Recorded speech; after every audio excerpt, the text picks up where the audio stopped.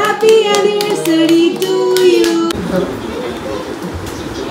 Hello বন্ধুরা, welcome back to my channel Rumela and you. তো তোমরা ইন্ট্রোটা দেখে তো নিশ্চয়ই বুঝতেই পেরেছো, একটা অ্যানিভার্সারির পার্টিতে আমরা গেছিলাম, যেটা হচ্ছে আমাদের খুব ক্লোজ একজন, যাদের সাথে আমরা দীঘায় গেছিলাম, তোমাদের সাথে সেটা শেয়ারও করেছিলাম শীতকালের সময়। তো ওদেরই অ্যানিভার্সারি ছিল, তাই গেছিলাম। তো গিফটটা আমাদের তো আগেই কেনা হয়ে গেছিলো, যাওয়ার পথে আমরা একটুখানি মিষ্টি কিনলাম, কারণ ওদের বাড়িতে আমরা এই প্রথমবার যাচ্ছিলাম, তো তাই জন্য একটুখানি মিষ্টি নিয়েছিলাম, আর এই মিষ্টিটাই নিয়েছিলাম।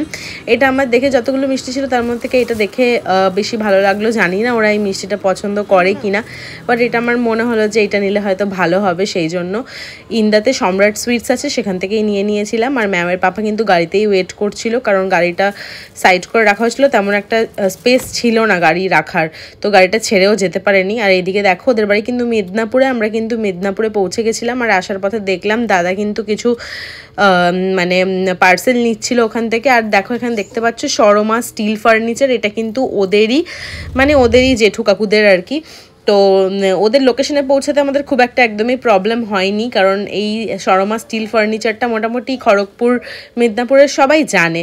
তো দেখো ওদের বাড়িতে ঢুকে গেলাম, আর এই যে এটা হচ্ছে ছোট্ট বাবি, মানে এই যে সীমার আর দাদার যে বেবি, ওর নাম হচ্ছে বাবি, মানে ওরা ওকে বাবি বলে ডাকে, ওর ভালো নাম আরিশ। ভীষণ কিউট, এত কিউট। আর ম্যাও তো সমানে ভাই ভাই ভাই ভাই করে, তো ভাইকে পেয়ে ভীষণ খুশি হয়ে গেছে। আর দেখো ম্যাও কিন্তু ভাইয়ের জন্য এনেছিল এই ডক্টর সেট, আর আমরা কিন্তু এই বেড কভারের সেটটা দিয়েছিলাম ওদেরকে অ্যানিভার্সারির জন্য। দেখো আসার সাথে সাথে কিন্তু আমার প্রিয় কোল্ড ড্রিঙ্ক আমাকে হচ্ছে দিয়ে দিল সীমা। তারপরে কিন্তু সবাইকে দিচ্ছিল। সুরজিৎ খুব একটা কোল্ড ড্রিঙ্ক পছন্দ করে না, ওর ইচ্ছে হলে তখন তো বলেছিল একটু কমিয়ে আনতে, আবার সীমার সেম দিয়েছে, বলে তুমি কোথায় কমালে।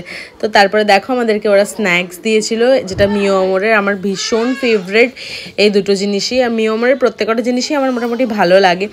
আর দেখো এটা হচ্ছে কিন্তু তখন আমরা নিচে ছিলাম, ঢুকেই খাওয়া দাওয়া টুকটাক স্ন্যাক্স নিচেই করেছিলাম, আর উপরে কিন্তু এখন চলে এসেছি। আর ওদের বিয়ে, তারপরে হচ্ছে আরিশ, এই দেখো লেখা আছে আরিশ সাহা, মানে বাবির হচ্ছে অন্নপ্রাশনের অ্যালবাম দেখছিলাম, আবার দেখাচ্ছিল। দেখো বাবি তখন কত কিউট ছিল, এখন কত দুষ্টু হয়ে গেছে। তো বাবি সত্যিই কিন্তু ভীষণ কিউট, ছোট্টভাবে কথা বলে, আদোভাবে কথা বলে। ছোট্ট বেবি তো, ছোটো বেবিদের এই জিনিসগুলো ভীষণ ভালো লাগে। যেমন ম্যাওয়ের আদোভাবে কথা বলাটাকে আমি ভীষণ মিস করি, এখন ওই টাইমটাকে ভীষণ মিস করি। এই বাবির এই অন্নপ্রাশনের ফটোগুলো দেখে না, আমার ফটো তারপরে ভিডিও এগুলো দেখে না পুরো ম্যাওয়ের অন্নপ্রাশনের সময়গুলোর কথা মনে পড়ে যাচ্ছিল। তো আচ্ছা দাঁড়াও, তোমাদেরকে ম্যাওয়ের অন্নপ্রাশনের কিছু ক্লিপস আমি কোনো সময় যদি সম্ভব হয় শেয়ার করব। আর দেখো ওদের এখানে দেখে আমার মনে হচ্ছিল সীমাই একটা ছোট্ট বেবি গার্ল। আর দেখো এটা ওদের কিন্তু ছিল অ্যানিভার্সারির কেক, সীমা শুভঙ্কর 5th অ্যানিভার্সারি এরকম লেখা। কেকটার উপরে মিও আমরেরই ছিল, ভীষণ সুন্দর টেস্টি ছিল কেকটা একদম। Happy anniversary to you. Happy anniversary to you. Happy anniversary Shima and Dada. Happy anniversary to you. Cake কাটিংয়ের পর কিন্তু শুভঙ্কর দা আমাকে সুরজিৎকে খাইয়ে দিল, তারপরে সীমাও খাইয়ে দিয়েছিল আমাকে আর সুরজিৎকে, তারপরে আমরাও কিন্তু হচ্ছে ওদেরকে কেক খাওয়ালাম। তো তোমরা সবাই জানো যে আমি কতটা কেক লাভার, আমি বেসিক্যালি ফুডি। কেকটা খাওয়ার সময় এত ভালো লাগছিল না, বাট বিশ্বাস করো তার আগে এতটা হেভি স্ন্যাক্স খেয়েছিলাম, তার জন্য কিন্তু কেকটা বেশি খেতে আমার ইচ্ছা হয়নি। ওরা একটা বড় পিস আমাকে কেটে দিচ্ছিলাম, বললাম এখন একদম দিও না। তো আমি যেহেতু খাইনি, ওরা কিন্তু আমার জন্য পার্সেল করে দিয়েছিল, যাতে আমি বাড়িতে এসে আরাম করে শান্তি করে কেকটা খেতে পারি। তো দেখো তারপরে আর ওইদিকে দেখো ব্যাকগ্রাউন্ডে কিন্তু বাবির চলছে, অন্নপ্রাশনের ভিডিও চলছে, আমরা দেখছিলাম, ভীষণ ভালো লাগছিল দেখতে।